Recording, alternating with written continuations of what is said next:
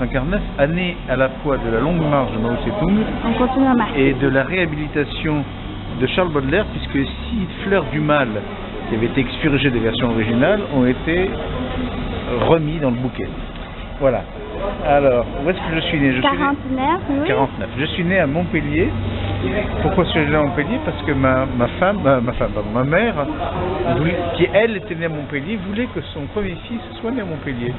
Ce qui fait que je suis donc désormais un baron de Caravette, puisque le baron de Caravette avait transmis son titre aux enfants de Montpellier, aux enfants mâles, à condition qu'il y ait 3 titres de naissance, ce qui était le cas. Donc je suis un baron de Caravette. Mon père, lui, était au Maroc. Noble, alors. Je suis un noble. Enfin, un noble. Mon père était au Maroc, il était ce qu'on appelle commandant civil, gouverneur civil, quelque chose de similaire, enfin colonial, quoi. Mais bon, c'est moins brutal qu'en Algérie. Et ma deuxième sœur, elle est née carrément au Maroc, elle est née à Casablanca. Moi j'habitais un peu sur la côte atlantique, on est parti en 54-56 avec disons la fin du protectorat au Maroc, c'est un protectorat, non pas des départements français. Donc ça s'est redéfini. Mon père était dans les aux affaires étrangères. Et il a eu des problèmes d'yeux au Maroc, des décollements de rétine, et ce qui lui a un peu brisé sa carrière, parce que sinon il devait partir en Colombie. Donc normalement, actuellement, je devrais avoir rejoint le sentier lumineux, mais bon, ça s'est pas fait. Et donc ça s'est fait. Alors, il a été donc il était en la région parisienne pendant 2 années.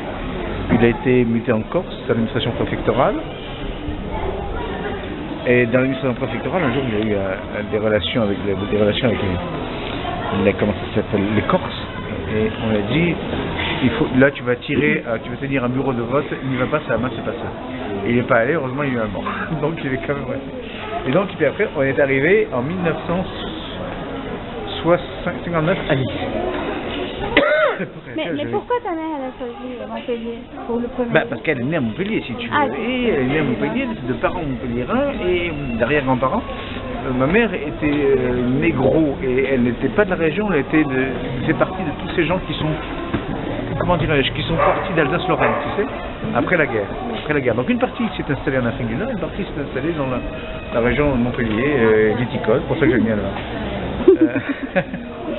Et mon père Barbarin, c'est un nom qui est de la région du Dauphiné. Bon, lui, famille qui est partie en Tunisie, c'est ça. Donc voilà, donc j'arrive à Nice dans les années 59, j'ai une dizaine d'années.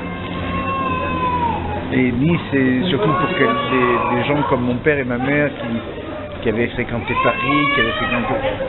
donc c'était pas quelque chose de très folklorique. Ma mère, en fait, mes grands-parents avaient une villa, donc dans une villa, je crois qu'elle en pleurait carrément.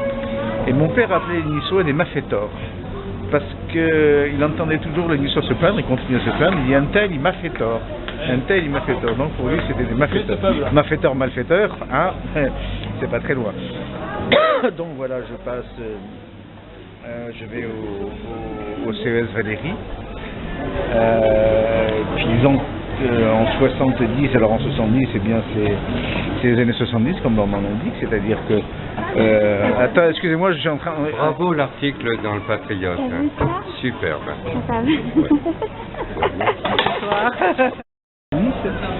Et les années 70 pour moi c'est la découverte de pas mal de choses, bien sûr de l'université, mais du cinéma avec la MJC Gorbella, avec la quinzaine des réalisateurs, avec des tas de choses comme ça, avec les soirées, avec... Alors je sais pas si on peut le mois de juin, c'est la première semaine le cinéma avec la MJC Gorbella, et puis d'autres tenants, c'est-à-dire le jazz, la bande dessinée, donc c'est pour ça qu'en effet j'ai dû fréquenter les mêmes lieux que Denis Chollet, mais peut-être pas ensemble. Mais c'est pour ça que justement, comme je l'explique à un moment donné, on travaille ensemble depuis 1 an, donc il faudrait qu'on se connaisse très très longtemps. En fait, je ne le connais pas plus que ça, mais on a dû partager les mêmes lieux, peut-être même qu'on était au même concert, au même truc, au même endroit. Donc voilà, ça c'est les années 70, puis c'est des années c'est des années un peu politiques, un peu de révolte, un peu de révolte contre le père, et puis Conti. T'as pris toutes les fracas de Ben et compagnie dans les rues, hein? Les bars mythiques, les... Ah oui, bon, tout a été fait et refait, quoi. Et donc ça, c'est les années 60 par rapport à Nice. C'était des années je connaissais pas Nice, donc des choses comme les wagons, etc., je ne connaissais pas, je les ignorais. Et même si tu veux le théâtre avec l'arrivée de Gabriel Monet, c'est pas quelque chose qui me... C'était plus le cinéma, beaucoup plus cinéma, puisque j'avais carrément passé dans les années 70, je m'étais inscrit au concours de l'École nationale du cinéma français, conservatoire. J'ai réussi la première année, mais la deuxième année, il fallait à Paris, mais c'était pas forcément. Et comme on était des copains, si tu veux, tu sais, c'est un peu, ah bon, toi tu as fait ça, donc tu feras ça. Et comme j'avais fait des sciences économiques, je faisais administrateur, hein, c'est pas vraiment aucun rapport avec la choucroute. Et puis il manquait quelqu'un, donc c'est comme ça que j'ai joué dans une pièce d'un auteur qui s'appelle Gabriel Conessac, qui s'appelle Il est trop tard Venise, qu'on a très très peu joué. Je crois qu'on a joué à Roquebrune Cap-Martin et puis à Cavalère. Puis ensuite, bon, est arrivé les choses, pas mal de choses. J'ai joué avec Keraski dans Catherine Ségurane. Puis j'ai fait monter ma pièce, j'avais écrit aussi une pièce en catastrophe en quelques jours parce qu'il y avait des gens on travaillait ensemble avec notre compagnie au théâtre de l'artistique. Je me fais chier de voir que de l'artistique est devenu un truc de l'image. Bon, enfin bref. Et où est-ce que j'en étais? Et donc à Magnan, j'ai commencé une période dans laquelle j'ai joué avec Keraski dans Catherine Ségurane, puis après j'avais écrit une pièce sur François Villon, une très longue pièce, je sais même plus où elle est, qui avait 5 actes, c'était impossible. Et après je l'ai réécrit, qui était à Montélimar, et j'ai commencé à travailler une très très longue période avec Bernard Doré, qui a un caractère impossible, enfin qu'il est moi maintenant, enfin il y a des gens qui l'ont impossible, moi je me suis bien entendu, tout allait bien, il m'a appris énormément de choses, donc c'est ça qui m'intéressait. Point barre. J'ai travaillé aussi avec André Riquier dans le théâtre, mais c'est surtout... Et alors, à un moment donné, eh bien, j'ai commencé à travailler avec Miran, si tu veux. Je commençais à travailler avec Miran, que je connaissais, que j'avais vu au Bonnet d'Anne d'ailleurs. J'avais vu... et il m'avait proposé de jouer. Et donc, s'est trouvé en même temps le fait que je travaille avec Miran et Bernard Doré, puisqu'il m'a convoqué pour jouer dans le Alchecker, et puis aussi dans Mal Imaginaire. Et entre les deux, ça n'allait pas du tout, mais pas du tout. Je veux dire, ils ne peuvent pas se sentir, ils font pas du tout la même chose. Et pourtant, ils ont énormément de points de commun, ne serait-ce qu'une formation scientifique l'un et l'autre, les deux sont ingénieurs.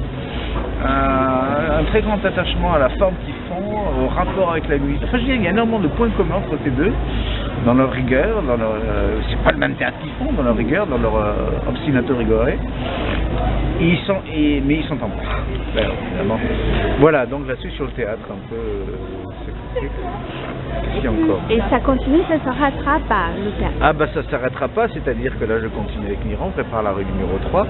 Il y a aussi un immense projet que Miran a, pour lequel il a une aide de la région, mais pour laquelle eh bien, il faudrait qu'un certain grand théâtre à Nice travaille en coproduction, donc on va s'y mettre un peu à ça, on va parce que c'est un truc immense. Et puis bon, en fait, j'attends des propositions, qui ne soient pas forcément des propositions, etc. En attendant, tu fais des interviews, tu bouquines tout le temps. Ah oui, tout à fait. C'est normal, on peut très bien être autre chose que devant une assiette de restaurant, devant un... on ne le voit pas. Hein? On ne le voit pas. Bon, ça va. Alors, non, oui. ensuite. Continue. Ah, ça continue. Ça encore continue encore un petit peu? Ah oui, tu sais, j'ai alors, pour... Alors, qu'est-ce que tu veux que je te dise d'autre? Écoute, ça c'est... Tu veux que je te raconte mon dernier week-end? Mon week-end? Ah bon? Mon week-end, ça a été jeudi 4 heures de répétition, samedi 10 heures de répétition et aujourd'hui 6 heures de répétition. Donc voilà. Ouais. Et à ce moment de répétition, parce que je t'ai vu sur scène, et c'est assez impressionnant parce qu'on te voit, tu t'éclates quoi. Tu sais, je sais pas si on dit d'un acteur qui s'éclate sur scène, si le public a du plaisir à le voir. Bon, voilà. le public, il aime la pièce ou il n'aime pas. Il aime si c'est bien interprété et pas, et il se met à avoir du plaisir. Il se met à avoir du plaisir quand l'acteur, lui, a du plaisir sur scène. Ce que les gens appellent s'éclater sur scène. Ah, on s'éclate pas sur scène. Tu penses tellement à ce que tu es en train de faire, maintenant que tu as du plaisir à jouer, si tu aimes les gens avec qui tu joues, si tu aimes ta partenaire, enfin je veux dire, si tu m'entends. C'est là que tu as du plaisir à jouer. Il y a bien faire ton travail, il faut avoir du plaisir. Et quand tu as du plaisir à jouer, c'est le public qui s'éclate. Tu t'éclates pas sur scène, tu t'éclates, tu fais n'importe quoi.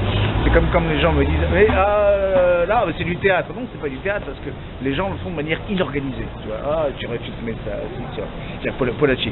On était ce matin à la dégustation, puis il voit 2-3 trucs, il dit, tu veux aller au théâtre ou c'est du théâtre? Non, c'est pas du théâtre. C'est du factuel, c'est du truc qui peut être marrant, mais c'est pas du théâtre parce que ce n'est pas organisé.